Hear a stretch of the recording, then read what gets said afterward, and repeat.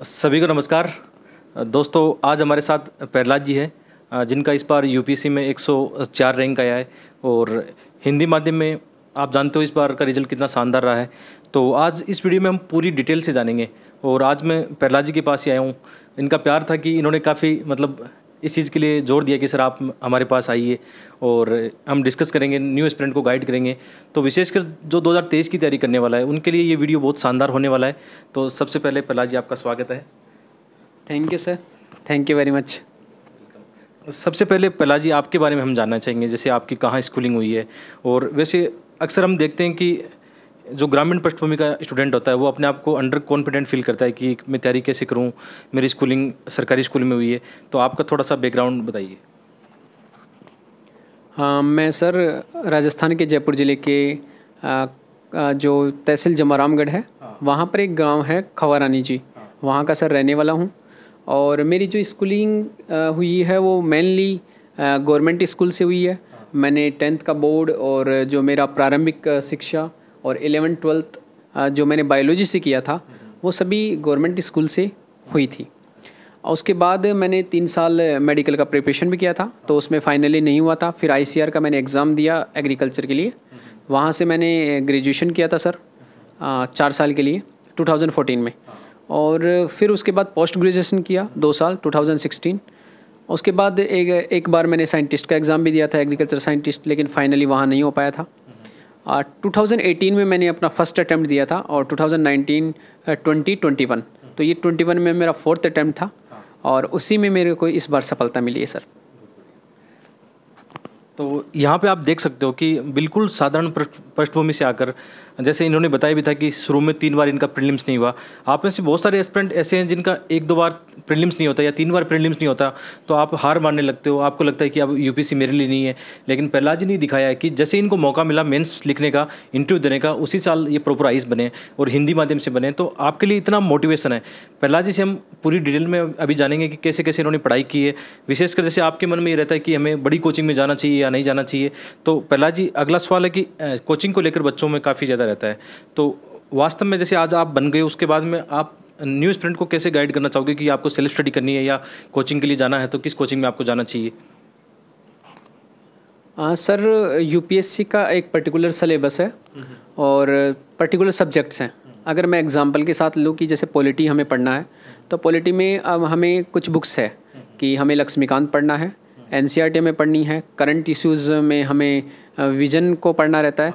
तो अब इन्हीं सब्जेक्ट्स को जब हम लक्ष्मीकांत अगर हमें पढ़ना है चैप्टर 1 से, तो चैप्टर 1 हमें सेल्फ जब पढ़ के कितना समझ में आता है, कई बार हम उतना कंसंट्रेशन नहीं बना पाते, कई बार हम इंटरप्रिटेशन जो है वो बुक्स में जो भी बातें लिखी रहती हैं उनका इंटरप्रिटेशन हम गलत भी निकाल सकते हैं। तो अगर हम बेसिक रूप से, अगर हमें यूट्यूब पर कहीं पर कोई टीचर पढ़ाने वाला रहे, आपका कोचिंग कोई भी आप अटेंड कर सकते हो, वहाँ पर आप अगर वो बेसिक आपको अच्छे से बता सके ताकि आप कंफ्यूज ना हो, आप इंटरप्रिटेशन आपका बहुत बेहतर हो सके, तो बेसिक अंडरस्टैंडिंग के लिए आप कोई कोचिंग भी लगा सकते हो, उसमें कोई दिक्कत नहीं है। यूट्यूब पर बहुत सारे अभी ऐसे चैनल्स हैं और यूट्यूब पर बहुत सारे ऐसे टीचर्स हैं जो पर्टिकुलर पूरा जो लक्ष्मीकांत है उसको बहुत बेहतर तरीके से चैप्टर वाइज कंप्लीट कर रखे हैं। तो आपका एक मोटो यही होना चाहिए कि मुझे चैप्टर समझ में आना चाहिए, ना कि वो कोचिंग भी हो सकता है, वो कोई टीचर यूट्यूब पर भी हो सकता है। तो उसमें आपको ज़्यादा ऐसा ज़रूरी नहीं कि आप कोचिंग जाकर ही उसको समझोगे। आपका मेन पर्पज़ होना चाहिए understanding the particular topic sir. जैसे अभी प्रहलाद जी ने बताया, ये बात सही है कि जैसे हमेशा मैं भी ये महसूस करता हूँ कि जैसे आप में से बहुत सारे विद्यार्थी ऐसी पृष्ठभूमि से आते हैं जो कोचिंग को अफोर्ड नहीं कर पाते हैं। तो जैसे अभी बताया कि यूट्यूब पर ऐसे बहुत सारे टीचर मिलेंगे, जैसे मैंने आपको इथिक्स पढ़ाया या निबंध पढ़ाया, तो बिल्कुल फ्री ऑफ कॉस्ट आप विश्वास कर सकते हो उस बात पर कि इन्होंने पढ़ाया तो मतलब सही पढ़ाया होगा, इनका एक अच्छा खासा अनुभव भी है।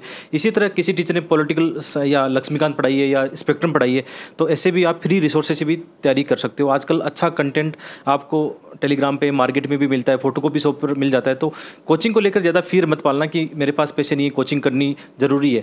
ये अब बात आपने यहाँ पे देखी।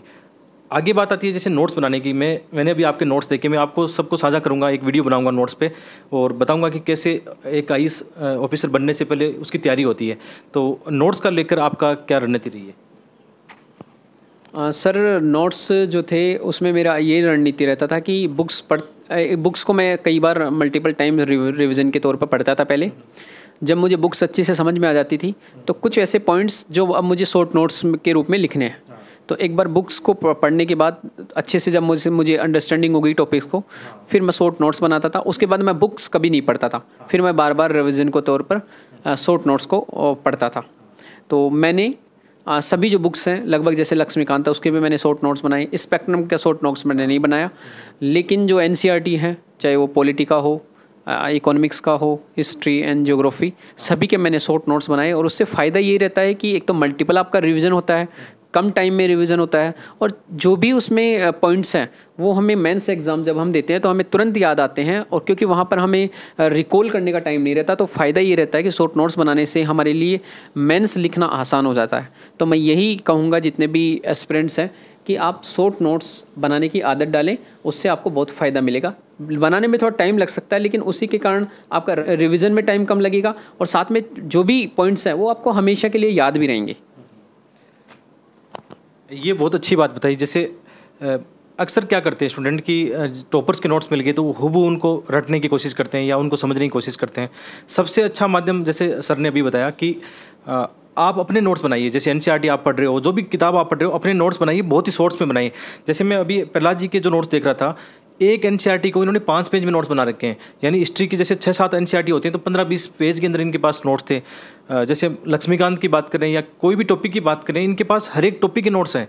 इवन जैसे करंट अफेयर की बात कर रहे थे, अभी न्यूज़पेपर मैंने इनका देखा, द हिंदू और दैनिक भास्कर लगातार पिछले 3 साल से ये फॉलो करते आ रहे हैं, और पर मंथ का इनके पास इन्होंने अपने जो पेज बना रखे हैं, हर मंथ के नोट्स बना रखे हैं। तो ये होता है, मतलब वेल डिसिप्लिन होकर आप तैयारी करते हो तो आपको इसका बहुत इफेक्ट पड़ता है। एक बात आती है कि जैसे आप तैयारी कर रहे थे तो लगातार आपको शुरुआती स्तर पर आपको थोड़ी सी निराशा हाथ लग रही थी, तो आपके मन में ऐसे क्या विचार थे कि कैसे आपने इसको मोटिवेट रखा कि यार जब मुझे मौका मिलेगा तो मैं उसमें अपने आप को दिखाऊंगा, सफल होकर दिखाऊंगा?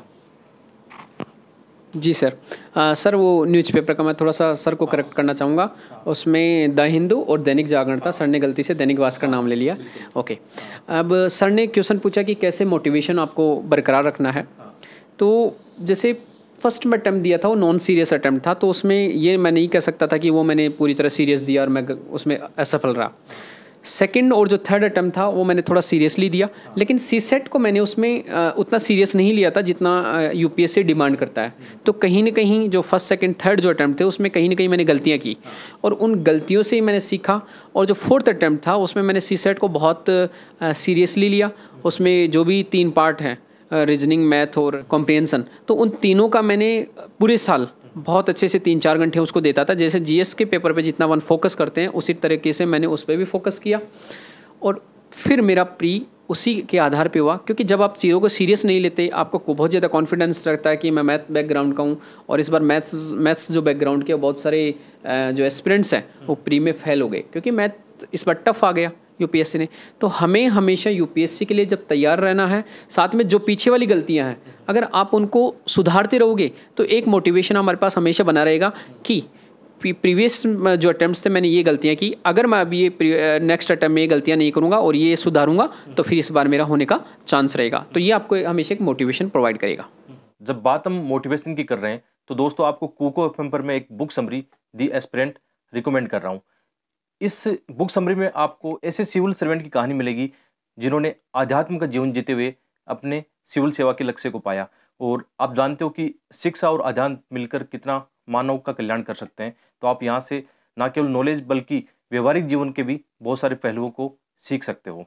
वैसे कुको एफएम के बारे में आप जरूर जानते होंगे, ये मेड इन इंडिया ऐप है जिसको प्ले स्टोर में 4.5 स्टार की रेटिंग मिली हुई है। यहाँ पर आपको 4000 से अधिक ऑडियो बुक और समरीज मिल जाएगी आपकी अपनी रीजनल लैंग्वेज में। वैसे तो इनका साल भर का प्राइस 399 रुपये होता है, लेकिन अभी एक शानदार ऑफर चल रहा है फर्स्ट 250 यूजर्स के लिए। आपको मेरा कोड इस्तेमाल करना है DJ50 और आपका प्राइस हो जाएगा 199 रुपये। यानी कितना अच्छा है कि एक बुक की प्राइस में आप साल भर यहाँ पे ऑडियो बुक लाइब्रेरी एक्सेस कर सकते हो। यदि आप चेकआउट करना चाहते हो तो लिंक वीडियो को डिस्क्रिप्शन में दिया गया है। जैसे यूपीएससी का फाइनल रिजल्ट आया था उसके बाद में मतलब कैसा आपको महसूस किया आपने, और विशेषकर जैसे फैमिली को काफ़ी आशा रहती है तो उसको लेकर मतलब आपकी क्या फीलिंग थी? हाँ, जब भी फाइनल रिजल्ट आया सर तो मुझे काफ़ी अच्छा लगा, और मुझे थोड़ा सा विश्वास भी था कि कहीं न कहीं लिस्ट में नाम आ जाना चाहिए, जिस हिसाब से मेरा मेंस हुआ था और इंटरव्यू गया था। लेकिन फिर भी यूपीएससी काफ़ी ज़्यादा अनसर्टेन है, आप 100% ये नहीं कह सकते कि लिस्ट में नाम आ ही जाएगा। एक विश्वास ज़रूर था। लेकिन जब मैंने देखा कि अपना मेरा लिस्ट में नाम है 104 में, तो मुझे काफ़ी अच्छा लगा और ये भी लगा कि कहीं न कहीं मेहनत सफल हो गई। और साथ में जो फैमिली है, जो आसपास के जो रूरल बैकग्राउंड से मैं आता हूँ, वहाँ के युवाओं को भी एक मोटिवेशन मिला कि किसी भी पृष्ठभूमि से निकलकर हम अगर मेहनत करते हैं पूरे डेडिकेशन और हार्ड वर्क के साथ, तो हम भी इन एग्ज़ाम्स में अपना स्थान बना सकते हैं। और इसके लिए केवल यही है कि हमें चैलेंज स्वीकार करना पड़ेगा। रिस्क थोड़ी रहती है इसमें, लेकिन उन रिस्क को हमें क्या करना पड़ेगा, चैलेंज के तौर पर लेना पड़ेगा। और लगातार कुछ असफलताओं से हमें घबराना ही नहीं है, लगातार हमें हमारा हार्ड वर्क जो है उसको लगातार आगे बढ़ाते रहना है। तो लास्ट में एक क्वेश्चन मेरा है कि जो न्यू एस्पिरेंट है, विशेषकर अभी 2023 और 24 में एग्ज़ाम देने वाले हैं, उनके लिए क्या रणनीति होनी चाहिए? इसके अलावा मैं आप लोगों को बताना चाहता हूं कि प्रहलाद जी का एक यूट्यूब चैनल भी है, जिसका लिंक मैं वीडियो के डिस्क्रिप्शन में डाल दूंगा, ताकि आने वाले समय में प्रहलाद जी जब भी इनको वक्त मिलेगा आपको हमेशा गाइड करते रहेंगे। तो उस चैनल को आप सब्सक्राइब ज़रूर करना।